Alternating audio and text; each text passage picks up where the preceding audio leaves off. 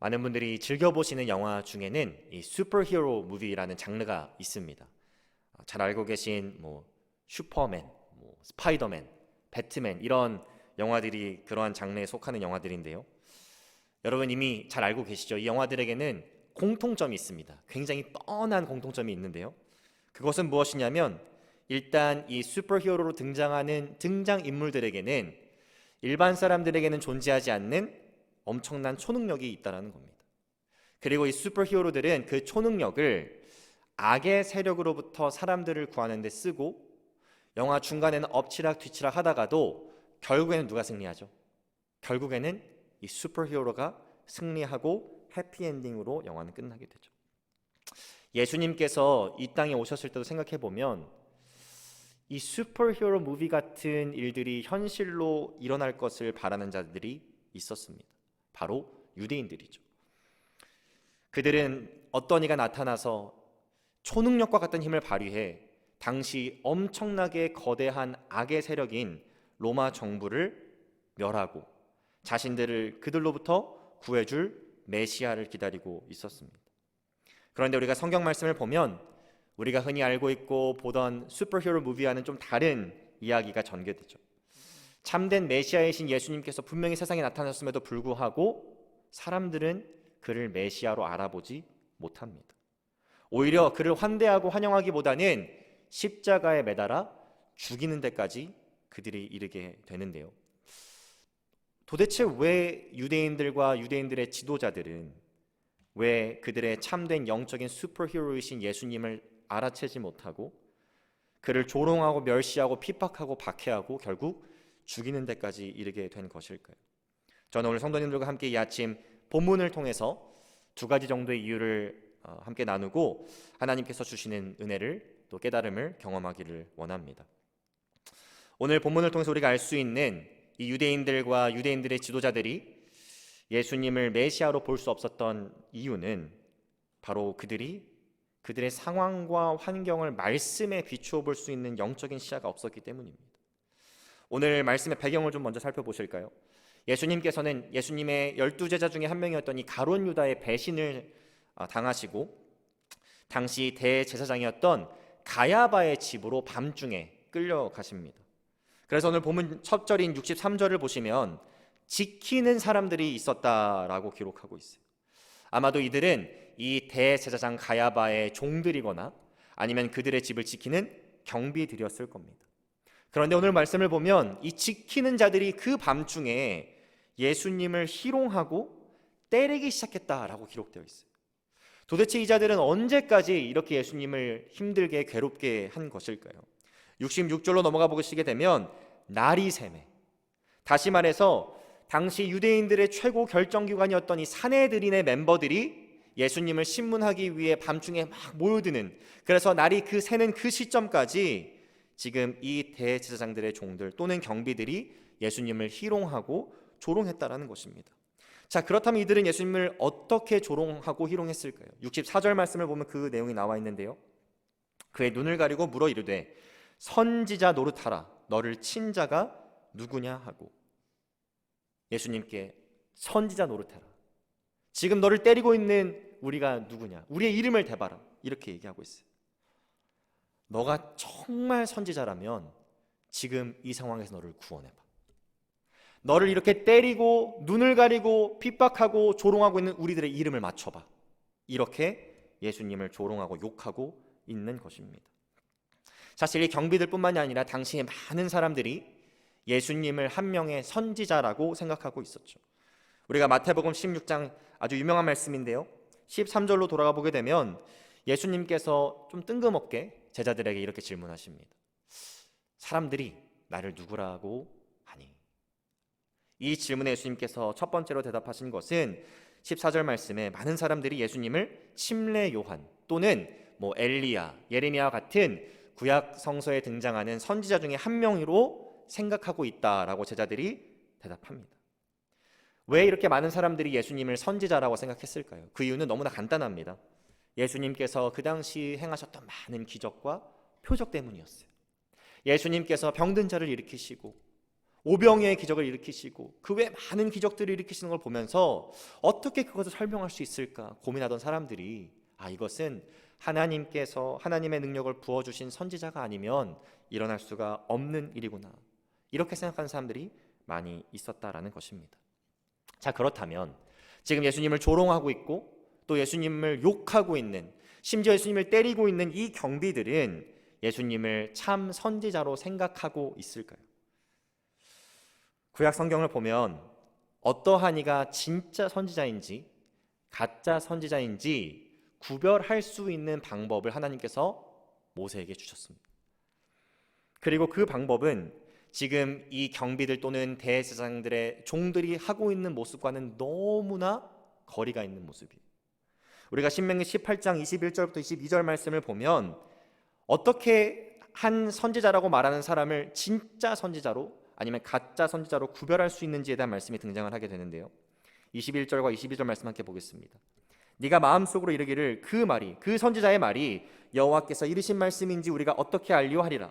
만일 선지자가 있어 여호와 이름으로 말한 일에 증언도 없고 성취함도 없으면 이는 여호와께서 말씀하신 것이 아니요 그 선지자가 제 마음대로 한 말이니 너는 그를 두려워하지 말지니라. 쉽게 설명드려서 선지자라고 일컬음받는 자가 진짜 선지자인지 아닌지를 분별할 수 있는 방법은 그 선지자가 말한 것이 실제로 이루어지는지 이루어지지 않는지를 보라고 말씀하고 계신 겁니다. 그런데 지금 이 경비들과 대제사장들의 종들은 무엇을 하고 있죠? 그 예수님께서 하신 말이 이루어지는지 이루어지지 않는지에는 관심이 없어요. 오히려 훨씬 그 시기적으로 보면 이전에 이미 예수님을 조롱하고 핍박하고 때리고 있다는 것입니다. 자, 그렇다면 예수님께서 정말 선지자라면 예수님께서 하셨던 말씀을 좀 볼 필요가 있죠. 왜냐하면 그 말씀이 정말 이루어지는지 이루어지지 않고 있는지를 통해서 우리가 분별할 수 있기 때문입니다. 사실 예수님께서는 지금 이 경비들 또 대제사장들의 종들에 의해서 핍박과 조롱받을 것 또한 이미 말씀을 통해서 예언하셨어요. 대표적으로 누가복음 9장 22절에 보면 이르시되 인자가 나 예수가 많은 고난을 받고 장로들과 대제사장들과 서기관들에게 버림받아 죽임을 당하고 제3일에 살아나야 하리라 하시고, 지금 조롱받을 것과 조롱받고 핍박받은 이후의 것까지도 다 말씀하고 계시다는 것입니다. 이 외에도 누가복음 17장 25절에 18장 32절 33절에 예수님께서는 동일한 말씀을 하셨어요. 물론 지금 예수님을 때리고 희롱하고 있는 이 경비들이 예수님께서 이러한 말씀들을 누가복음 9장에 17장에 18절에 하셨을 때 그 자리에 있었다고 보기는 어렵습니다. 그런데 이 경비들과 종들이 without excuse, 변명할 것이 없는 이유는 이렇게 예수님께서 말씀하신 것 외에도 그들에게 아주 익숙한 구약 성서를 보면 예수님께서 또 메시아께서 온갖 고난과 멸시를 받게 되실 것을 예언하는 말씀이 많이 있기 때문입니다. 여러 가지가 있지만 대표적으로 여러분 잘 아시는 말씀이죠. 이사야서 53장 3절 말씀입니다. 그는 멸시를 받아 사람들에게 버림받았으며 간고를 많이 겪었으며 질고를 아는 자라. 마치 사람들이 그에게서 얼굴을 가리는 것 같이 멸시를 당하였고 우리도 그를 귀히 여기지 아니하였도다. 그 경비들은 자신들이 희롱하고 조롱하고 때리는 예수님께서 너무나도 나약하고 너무나도 무기력하게 당하고 계신 모습을 보면서 이 자는 메시아가 아닐 것이야 라고 확신했을 겁니다. 그런데 놀랍게도 말씀에 비추어 보면 오히려 그들의 조롱과 핍박이 예수님께서 메시아 되심을 정확하게 나타내는 말씀의 성취였다라는 거예요. 그들은 그것을 말씀에 비추어서 깨달을 수 있는 능력이 영원히 없었다는 것입니다. 그 결과로 이 경비들과 이 종들은 메시아를 모독한 자들로 성경에 기록되고 역사에 남게 되는 것이죠. 이렇게 어떠한 현상과 사건을 내가 갖고 있는 기준과 지식과 지혜로 판단하는 것이 아니라 말씀에 비추어서 분별하는 것이 너무나도 중요한 것입니다. 최근에 종영한 것으로 제가 알고 있는데 여러분 백종원의 골목식당이라는 프로그램 혹시 보신 적 있으신가요? 요식업계에서 아주 큰 성공을 거둔 이 백종원이라는 분이 뭐 폐업 직전이냐 아니면 장사가 너무 안 돼서 어려움을 겪고 있는 가게에 찾아가서 뭐 노하우도 좀 제공해주고 또 필요하다면 레시피도 좀 도와주고 여러 가지 장사가 다시 잘 될 수 있게 컨설팅을 해주는 그런 프로그램입니다. 아무런 대가 없이 그냥 방송의 일환으로 그렇게 하는 건데요. 제가 그 방송을 보면서 가끔씩 머리가 갸우뚱거려질 때가 있더라고요. 왜 그러냐면 분명히 촬영하기로 동의가 됐고 어쨌든 간에 촬영을 시작했다면 이 백종원이라는 분의 도움을 받고 경청하고 그대로 한번 해보겠다라는 결심이 있었을 거 아니에요. 그런데 꼭 한 가게 또는 두 가게가 아무리 백종원 씨가 열심히 가르쳐주고 솔루션을 주고 레시피를 제공해도 결국 어디로 돌아가냐면 이전에 자신들이 장사했던 방법으로 돌아갑니다. 자신들의 솔루션으로 돌아가요. 그리고 그 결과 사람들에게 많은 욕을 먹기도 하고 또 장사도 더 안 되는 결과를 맞이하게 됩니다. 여러분 반대로 그 백종원 씨가 도와주려고 하는 솔루션을 받아들이고 막 적기도 하고 연구도 하고 그래서 적용한 많은 가게들은 어떻게 되었나요? 뭐 일시적인 걸 수도 있겠지만 대목을 이루고 또 장사가 아주 잘 되는 그런 경험들을 하게 되었습니다. 우리가 어떤 뛰어난 사람의 말을 잘 경청해서 적용하는 것도 이러한 세상적인 성공을 가져다 주는데 우리가 거룩하신 하나님의 말씀, 실수가 없으시고 온전하신 하나님의 말씀에 우리의 삶을 비추기 시작하고 그 말씀대로 세상을 바라볼 수 있다면 우리는 얼마나 더 큰 은혜와 더 큰 영적인 성공을 이룰 수 있게 될까요? 오늘 말씀을 묵상하고 계신 우리 사랑하는 하늘교회 성도님들 모든 분들이 하나님의 말씀에 우리의 삶을 비추어 그 말씀대로 삶을 살아가기로 결단하는 귀한 아침 되시기를 주님 이름으로 축복합니다. 두 번째로 유대인들과 유대인들의 지도자들이 예수님을 메시아로 볼 수 없었던 이유, 그것은 그들에게 영적인 시야도 없을 뿐더러 그들의 가장 큰 관심사가 그들의 권력이었기 때문입니다. 이제 본문 66절 이후의 말씀을 보면 날이 밝게 되죠. 밤이 지나가게 됩니다. 그리고 산헤드린 멤버가 전부 다 이 대제사장 가야바의 집에 모이게 되는데요. 그때 예수님을 이제 부르게 됩니다. 불러서 그 예수님에게 신문하기 시작하죠. 그들이 했던 질문은 이것입니다. 67절 말씀에 네가 그리스도이거든 우리에게 말하라. 너가 구약 성서에서 예언한 우리가 기다리고 있던 참된 메시아인지 아닌지 정확하게 얘기해봐라 라고 질문하고 있어요. 여러분 근데 이 질문을 하고 있는 지금 이 산헤드린의 멤버들의 속셈은 무엇일까요? 정말 예수님께서 그 메시아이신지 아니신지 너무나 궁금해서 이 질문을 하고 있는 것일까요? 아니면 다른 속셈이 있는 것일까요? 이어지는 예수님의 답변을 보면 지금 그들의 속셈이 정말 그가 메시아인지 아닌지를 알고 싶어서 한 질문이 아닌 것을 알 수 있습니다. 67절 말씀에 보니까 예수님께서 내가 말할지라도 너희가 믿지 아니할 것이다 이렇게 말씀하고 계세요. 다시 말해서 예수님께서 그래 내가 메시아다 라고 정확하게 말씀해 주셔도 이들은 믿을 생각이 애초부터 처음부터 없었다는 것입니다. 여러분 예수님께서 정말 내가 메시아다 라고 말씀하셨다면 이들이 어떤 반응을 보였을까요? 이들이 어떤 행동을 취했을까요? 실제로 70절과 71절의 말씀에 예수님께서는 다시 한번 예수님이 메시아인지 물어보는 하나님의 아들이라고 물어보는 그 산헤드린 멤버들을 향해서 내가 그라고 너희가 말하고 있다. 딱히 부정하지 않으세요. 그랬더니 무슨 일이 벌어지냐면 옳다구나 하고 그 예수님을 잡아서 바로 다음 장 3장의 본문을 갈 수 있지만 빌라도에게 가서 고발을 해버립니다. 기다리고 있었던 거예요. 그가 메시아인지 하나님의 아들인지 궁금하지 않았어요. 그것을 빌미로 어떻게 하면 이 사람을 멸할까, 잡아들일까, 고발할까가 그들의 목적이었던 것입니다. 또 68절을 보면 예수님께서 이렇게 대답하십니다. 내가 물어도, 내가 너희에게 질문해도 너희가 대답하지 아니할 것이니라. 너희는 나를 메시아라고 생각하느냐라고 그들에게 반대로 질문해도 그들이 대답을 할 수 없었을 거예요. 한번 생각해 보시죠. 만약에 예수님께서 그렇다면 너희는 내가 메시아라고 생각하느냐라는 질문을 산헤드린 멤버에게 던졌다면 그들의 대답은 어때 했을까요? 만약 그들이 그렇습니다. 당신은 메시아입니다 라고 답하면 그들은 지금 메시아를 모욕하고 조롱하고 핍박한 죄를 범한 엄청난 중범죄를 저지르게 된 겁니다. 만약 아닙니다. 당신은 메시아가 아닙니다라고 쉽게 말해버리면 지금 메시아라고 말하는 수많은 군중들로부터 해를 당할 위협이 그들에게 있었던 거예요. 이것을 정리해보면 지금 이 사내들인 멤버인 유대인들은, 지도자들은 구약성서가 예언하고 있는 참된 메시아가 오셨는지 오시지 않았는지 말씀을 통해서 분별하려고 하지도 않고 있고, 더 나아가서 이 예수님이라는 자가, 이 존재가 자신들의 권력과 안위에 어떠한 영향을 미칠지만 궁리하고 몰두하고 있었다는 것입니다. 얼마 전에 우리에게 선거가 있었죠. 근데 선거철만 되면 정치인들이 너도 나도 할 거 없이 꼭 하는 이야기들이 있습니다. 저는 이제 국민을 위해서 봉사하겠습니다. 저는 국민을 위해서 모든 것을 희생하고 헌신하겠습니다.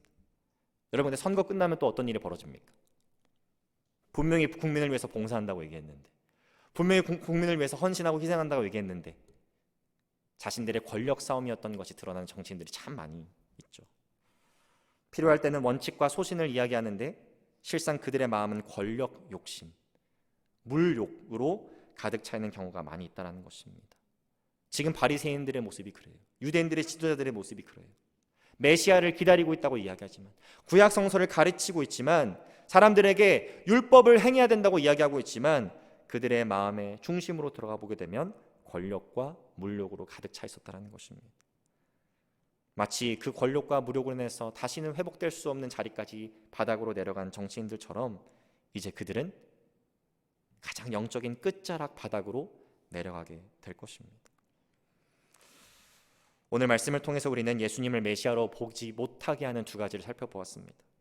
첫 번째는 말씀에 비추어서 우리의 삶을 바라볼 수 있는 영안이 닫혀 있을 때, 그리고 나에게 주어진 내가 갖고 있는 세상적인 가치들을 내려놓지 못할 때 우리는 메시아 대신 예수님을 메시아로 보지 못하게 되는 것이죠. 사실 이것보다 더 큰 이유가 있긴 합니다. 이것이 하나님의 계획이었기 때문이죠. 누군가는 생각해보면 예수님을 십자가에 못 박히게 했어야 합니다. 누군가는 예수님을 십자가에 못 박혀 죽게 만들었어야 해요. 사도행전 2장 23절을 보면 그가 하나님께서 정하신, 여기서 말하는 그는 예수님을 가리킵니다. 그가 하나님께서 정하신 뜻과 미리 아신 대로, 이것이 하나님께서 미리 태초부터 정하신 놀라운 구원의 계획의 일부였다는 것입니다.